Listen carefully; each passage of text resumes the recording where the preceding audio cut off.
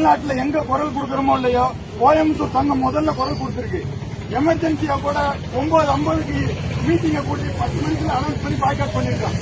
ஆனா தாக்குதல் நடத்தி ஒருத்தனை ஓட அடிச்சிருக்காங்க. நம்ம பெரிதும் மதிக்கக்கூடிய கோயில் போற கருதக்கூடிய ஒரு மார்க்கம், அதான் தமிழ்நாடோட தலைமை சகல மாதிரி அதுக்குள்ள வாசல்ல நடந்திருக்கு. ஒரு கோயில் வாசல்ல நடக்கிற மாதிரி தான் இந்த பிரச்சனை.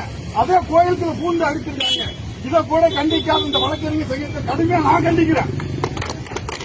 அப்படியே ரத்தமா கொதிக்குது. ஒருத்தனை அராசகத்தின் உச்சம். அப்படியே ஒருத்தனை என்னன்னு கேட்டவன அந்த அடிக்கிறாங்க. பைக் அப்படியே ரோட்ல அப்படி திருப்பி விடுறான். கண் முன்னு தெரியாம அடிக்கிறான். இது யாருக்குமே ஒரு அநியாயமா தெரியலையாங்க? இல்ல இதை தட்டி கேட்க நமக்கு திராணி இல்லையா? அவ்வளவு பயமாக்கி விட்டாங்கன்றது இல்ல. இத்தனை வீரமுக்கு இந்த வழக்கறிஞர் அனைவருக்குமே நான் நெஞ்சாம பாராட்டோட நன்றியை தெரிவிச்சுக்கிறேன். ஏன்னா அத்தனை இதை தாண்டி தான் நீங்க வந்துட்டு இருக்கீங்க. வர்றவங்களுக்கு எத்தனை எதிர்ப்பு. என்னப்பா நீ அப்படியா, நீ இப்படிப்பா, இதுக்கு ஏன் ஜாதி சாயம் பூத்துறீங்க?